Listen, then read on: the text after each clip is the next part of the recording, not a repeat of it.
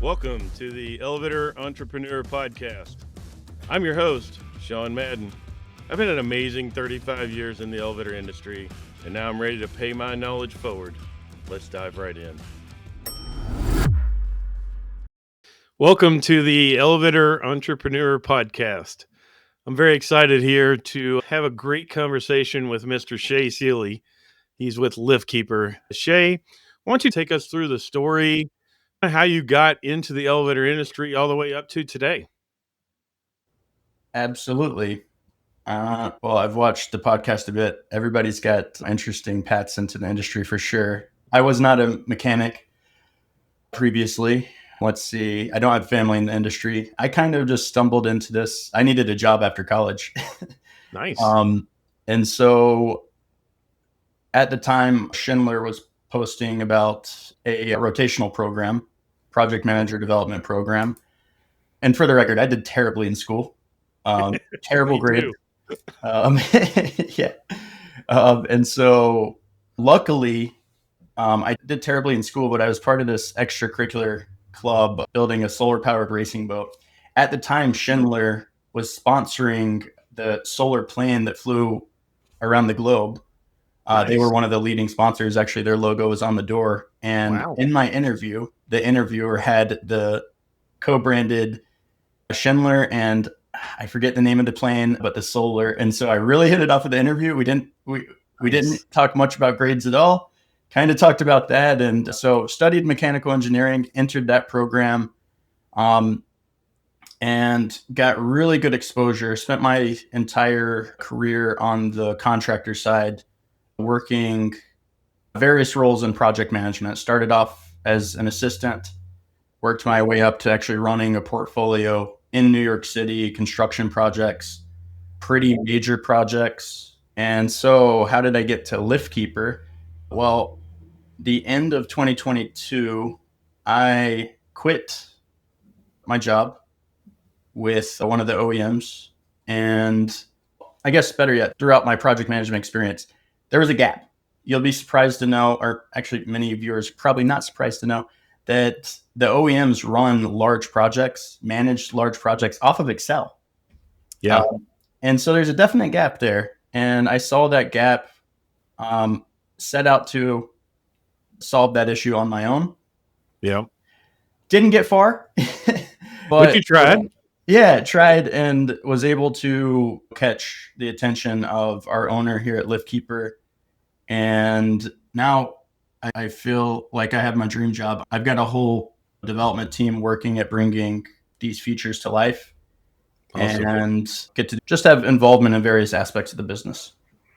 Awesome. Now it's an interesting history and story.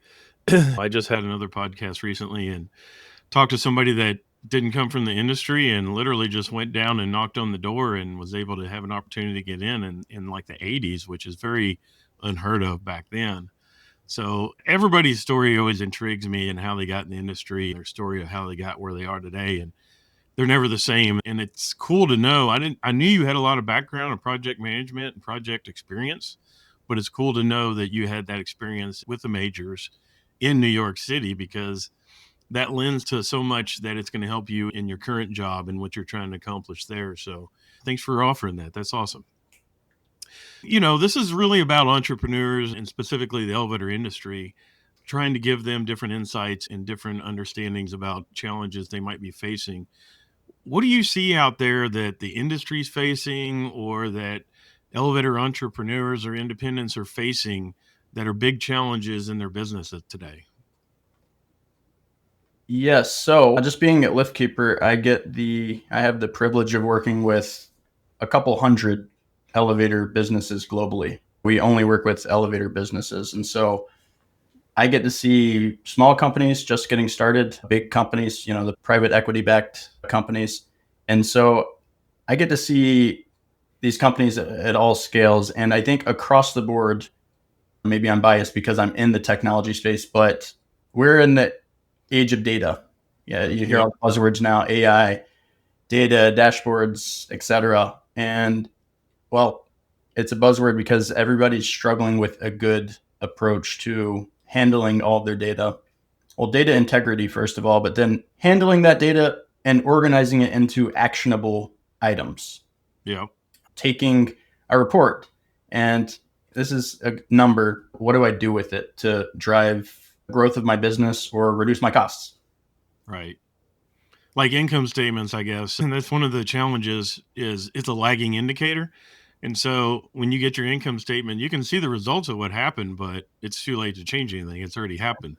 And Right. so data and information to make quick decisions in your business is definitely necessary and helpful. So I guess you're talking about scorecards, KPIs, that kind of stuff.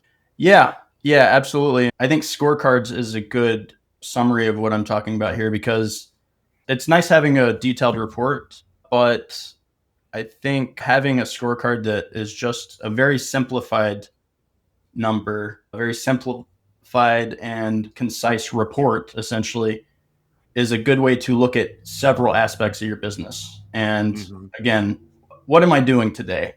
Look at my scorecards, take an action. Yeah. Yeah. Even when I was running my company, Madden Elevator, I come from a background of engineering. One of the challenges I had is I wanted it all like automated. I wanted the data quick. I wanted it accurate, obviously, but I wanted all kinds of data. And one of the things I learned over time was I was overcomplicating it. Like I was trying to get way too in the weeds with the data, which is all good and necessary, but you don't need it on the very front end. And it's interesting we're talking about scorecards and KPIs because I'm going to be doing a workshop on it. But the thing that I learned bigger than anything is don't overcomplicate it. Try to keep it simple. Find out what the biggest numbers are that are driving your business. Hone in on them. Keep an eye on them consistently, weekly.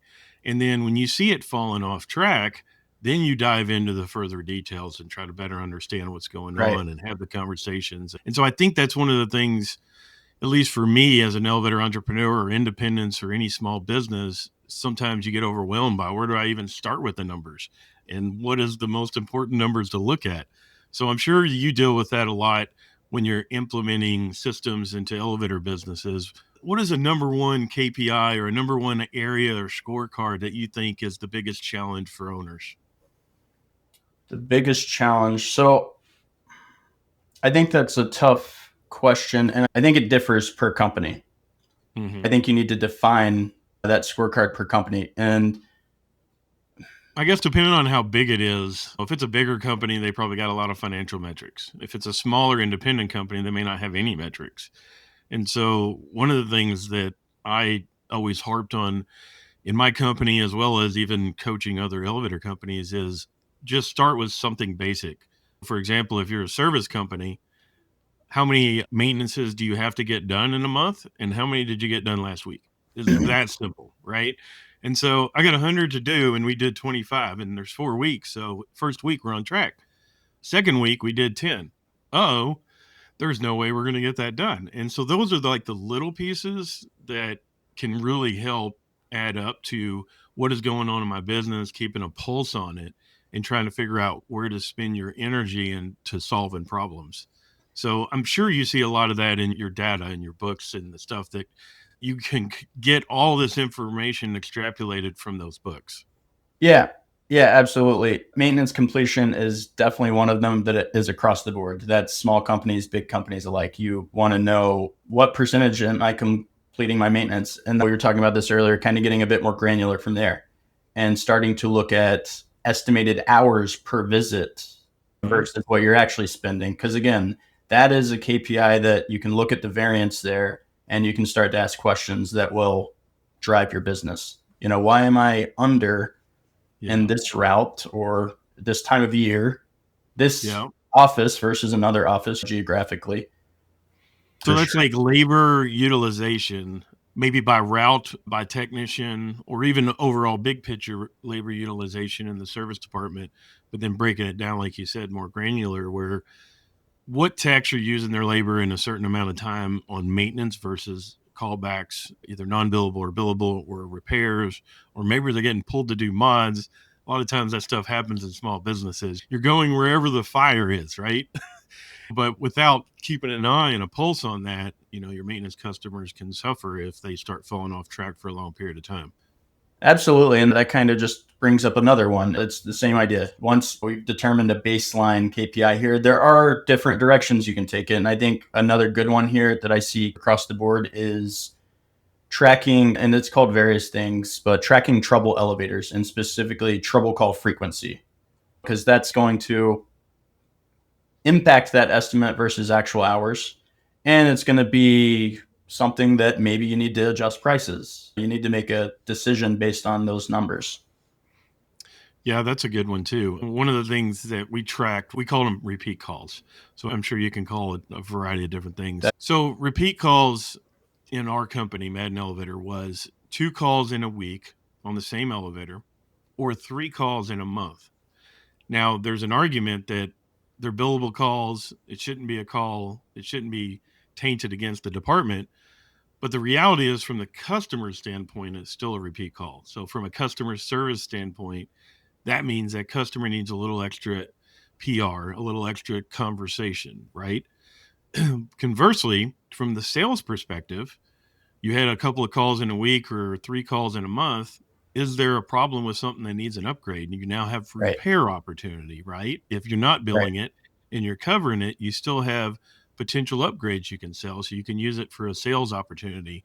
So I think data and KPIs and scorecards scare people. They get like, oh my God, what am I going to do? And you overcomplicate it inadvertently, as opposed to just picking a few, trying to see how you can understand what's going on with it, and then figure out how you can use that data in a more effective way in your company. So that's a really good one. Repeat calls and elevator downtime obviously is a big one that we tracked a lot too. What about like maybe the modernization or new construction side of the business where you spend a lot of time in project management? What might be some good KPIs to look at there? Yeah, I think a big one there is estimate versus actual. I think that's a big one as well, but also material. Mm-hmm. I think one thing I've seen in particular as well, coming into the industry fresh out of college, we've got the older sales reps and we've got the ones like me that are fresh out of college.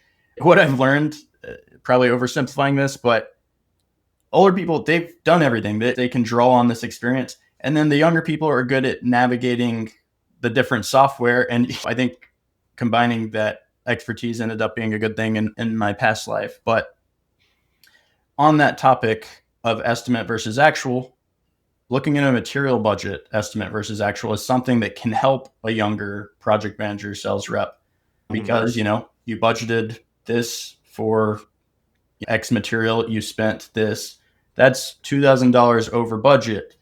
Why is that? Was it something that we just missed in the estimate, or was it something we need to account for in the next one? Yeah, no, that's a very good point. And going back to a little bit of the old school guys, we call it tribal knowledge. So it's like you do this so long in the industry, you know what stuff costs. And yeah, there's some variation to it, but in general, I've had some salespeople before that could tell you what a mod costs, 2, 3, 4, up to 10 stops without even looking at the job, right? Oh yeah. Because they've quoted so many things, they got a pretty good sense for it. They got a little fluff in there, and they just know that tribal knowledge. But when you try to capture all that in a system and then quote consistently for the purpose of managing the project better, it's extremely helpful to understand where is the cost going? Is the labor high? Is the material high? Is the shipping high? And what is the reason? And this was one of the things that used to drive me nuts when I was doing project management. And it was 7 times out of 10, it was data entry. It was literally the data was entered from a wrong job or is inadvertently duplicated or a variety of different reasons. So that was a good thing from the project management side. But on the other side of the equation, we had to fix our accounting side and make sure that the information is accurate, because bad data in is bad data out, right?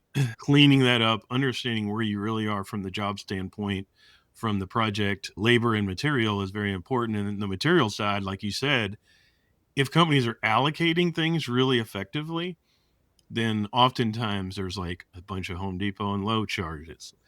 Okay, we got through the job, but why? What could be done differently to better improve Right. not having the mechanic, which also often brings the helper to the Lowe's at lunchtime for 2 hours to get a widget. We actually used some of those tools and KPIs and started building job boxes, bolt boxes, conduit boxes. So in new construction, we had a whole Hmm. bolt box, a whole conduit box, and then the job box.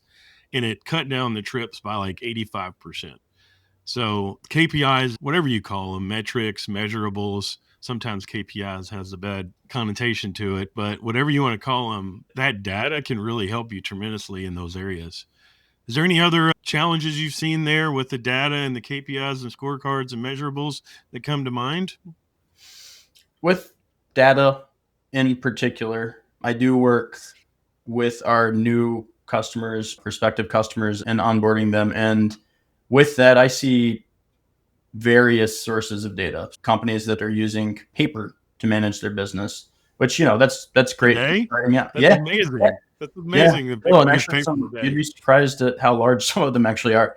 And then some using Excel, and then some using just the generic CRM tools that aren't necessarily elevator specific. I think a benefit, there's several solutions out there, LiftKeeper being one of them, that are elevator specific. It's elevator people that have built them. And there's a benefit to that. Having a database that is set up to mirror the setup of your business and also make it easy for your mechanics to utilize. Hmm. Because talking about data integrity, the majority of that is referencing mechanics inputting time. If it's Yeah, not in a format that's friendly for them to use, they're not going to use it. It doesn't matter what KPIs you have. The data integrity is not going to be there. good point. And so, yeah, plugging our space a bit, but there's several good tools out there that are elevator specific. Highly encourage checking them out. Cool. Yeah, I also heard this term enterprise resource, was it ERP, Yeah, enterprise resource program. Is that right? planning. Yeah, Planning. Ah, it's a buzzword, just like CRM, which is like a client management software. But I think one of the things I love about the elevator industry software, and I was on total service for 20 plus years and worked in all the different softwares. But one thing I can say is that if it's catered to the industry, it makes a lot better sense because I've used other softwares that wasn't. That's like HVAC or plumbing. It's all similar, but it's not the same. And it can get your data a little confusing when you're trying to use data to make business decisions. So it's a very good point. Finding an elevator industry specific software that can help you organize and structure your information to give you the information you need to make good informed business decisions. So, what's one thing that you would recommend to elevator entrepreneurs? What's something like, okay, this is something that really would make a big impact around this whole world? There's so many things to do here. But if you had one piece of advice for my fellow elevator entrepreneurs, what would it be, Shae? just going back to what we discussed today. Take some time to figure out the KPIs and the metrics that actually make sense to your business. If you're maintenance heavy, construction heavy, mod heavy, you're going to have different KPIs than other businesses. Take some time to set those up. They are valuable.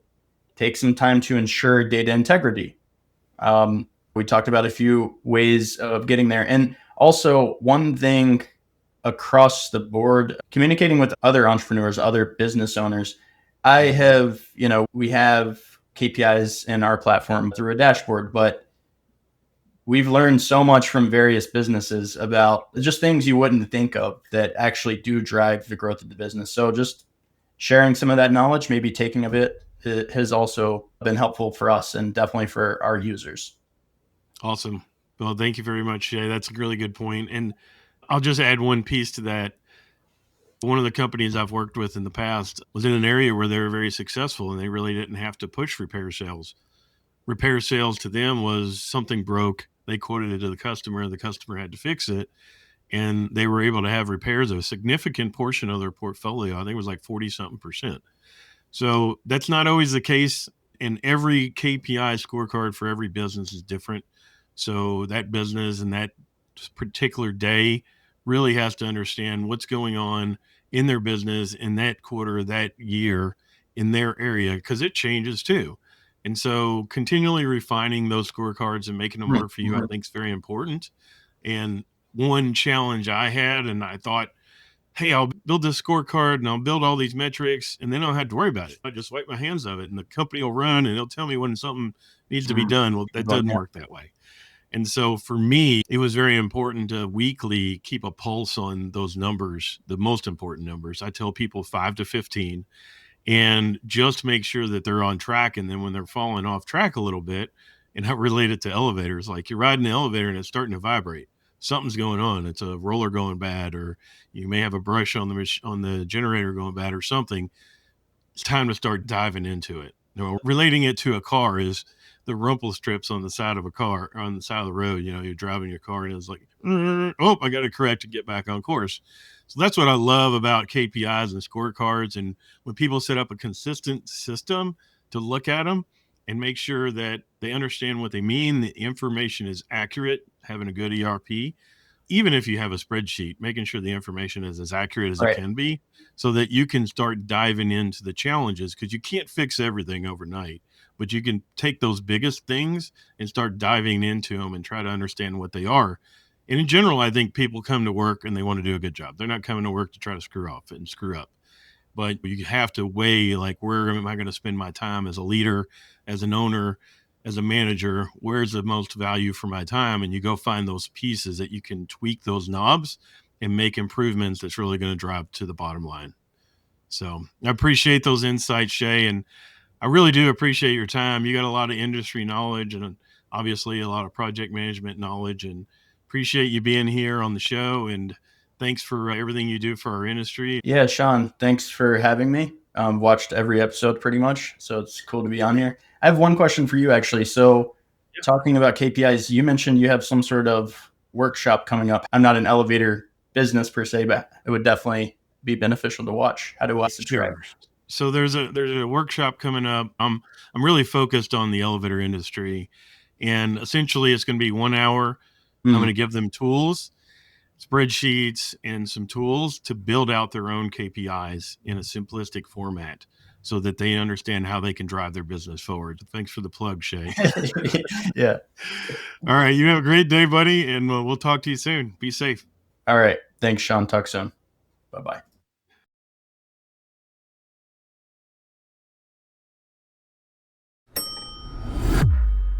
Thank you for listening to the Elevator Entrepreneur Podcast. Until next time, stay safe out there, and I will continue to empower my fellow elevator entrepreneurs.